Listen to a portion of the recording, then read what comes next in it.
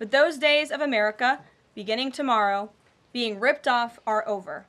American workers and businesses will be put first under President Trump, just as he promised on the campaign trail.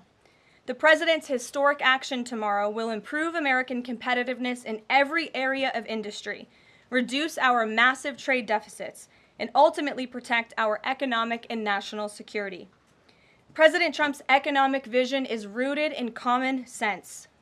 America will offer companies the lowest taxes, energy costs, regulations, if they make their products right here in the United States and hire American workers for the job. It's simple. If you make your product in America, you will pay no tariffs.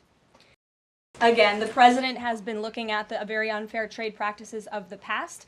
Certainly, the president is always up to take a phone call, always up for a good negotiation, but he is very much focused on fixing the wrongs of the past and ensuring that American workers have a fair shake. So if someone calls after tomorrow and says, hey, I'm ready to make a change, he'd be open to that? The president is always open to taking calls. Okay. A question from one of flat rate.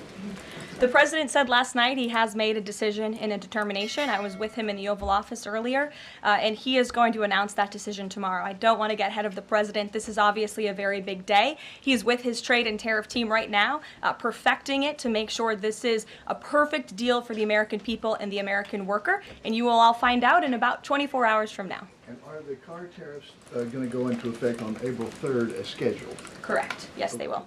Okay. And But what if they're wrong?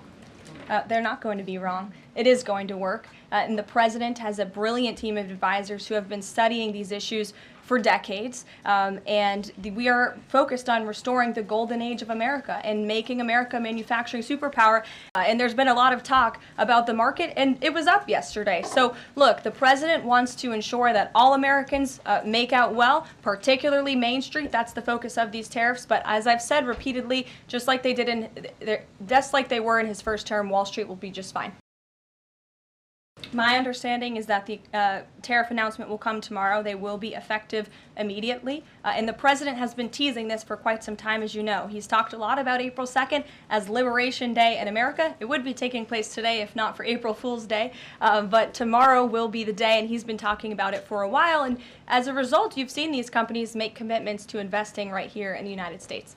As for their worries about their 401ks, their Social Security, I just addressed Social Security. This president is always going to protect it for our tax-paying senior citizens. As for their 401ks, look at what President Trump did for you in his first term. He is working on implementing that economic formula every single day by lowering inflation, lowering energy prices, massive deregulatory efforts, while simultaneously effectively implementing tariffs, and they'll hear more about that announcement tomorrow.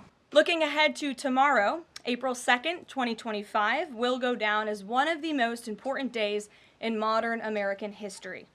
Our country has been one of the most open economies in the world, and we have the consumer base hands down, the best consumer base. But too many foreign countries have their markets closed to our exports. This is fundamentally unfair.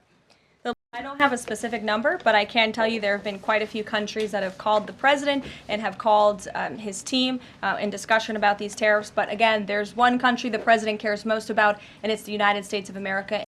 Tragically, 3 soldiers were found deceased in Lithuania yesterday, and it pains me to confirm that today the 4th soldier was also found deceased. The president, the Secretary of Defense, and the entire White House are praying for the victims' friends and family during this unimaginable time. Well, I can tell you what the president said last night, and that is he is frustrated with leaders on both sides of this war. He wants this war to end.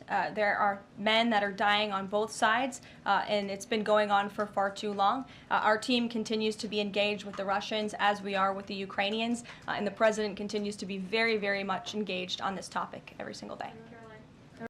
And then we'll see you all tomorrow for Liberation Day. Thanks, guys.